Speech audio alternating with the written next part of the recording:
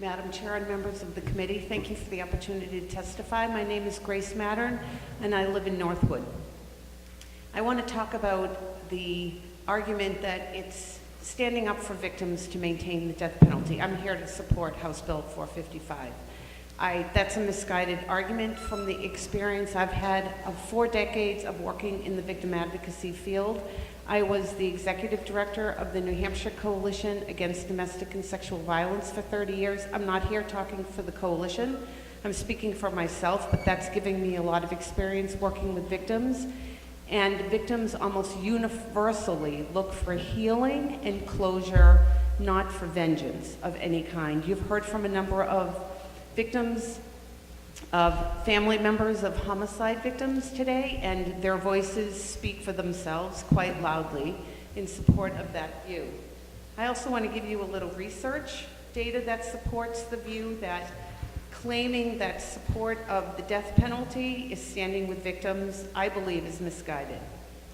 A study was conducted by researchers at the University of Texas and the University of Minnesota in 2012, and they interviewed 20 families from each state, Texas and Minnesota.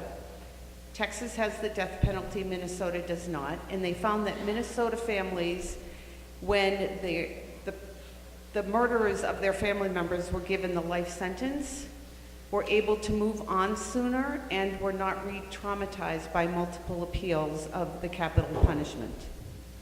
In 2012, Marquette University researchers conducted a study, and they looked at the family members of homicide victims, and they found improved physical and psychological health for co-victims of homicide victims when the murderers were given life imprisonment rather than capital punishment, as well as greater satisfaction with the criminal justice system. And the researchers thought that it appeared that the finality of the death sentence was helpful for the victims, the families of homicide victims, and also that the obscurity into which a murderer goes when they have a life imprisonment was helpful to the family, rather than there being the constant re-traumatizing and the case being back in the news again, bringing attention yet again to the murderer. It was more helpful to the families for there to be a life imprisonment sentence.